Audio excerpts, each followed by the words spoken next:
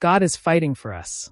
The weight of my own thoughts had become a heavy armor, a fortress built not to protect me, but to keep me trapped.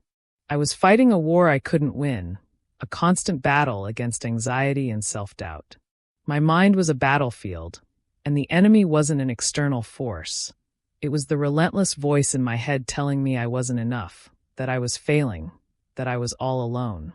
Then I came across the words, "The Lord your God is in your midst, a warrior who gives victory."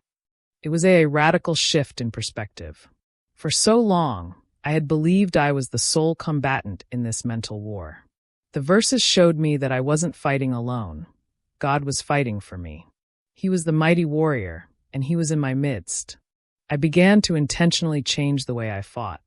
Instead of arguing with every negative thought, I started to take them captive, as the verses from 2 Corinthians instructed. When a thought would say, "You're a failure," I would picture God as a powerful warrior standing beside me, his presence alone silencing the lie. The image of him fighting for me gave me a strength that wasn't my own. I also embraced the idea that God wasn't just a distant general. He was filled with delight in me. I started to visualize his face, not as stern or disappointed, but as smiling, full of love. This practice brought an incredible warmth and comfort to my soul.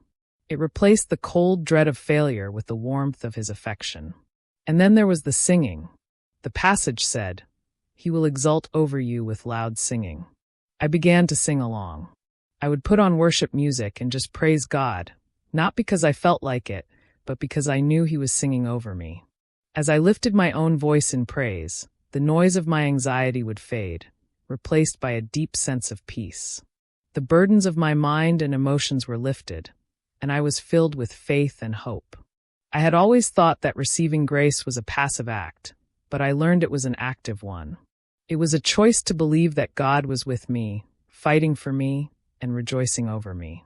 By faith, I chose to surrender my mental battlefield to the mighty warrior, and in doing so, I finally found the grace of victory, not just in my life, but in my mind.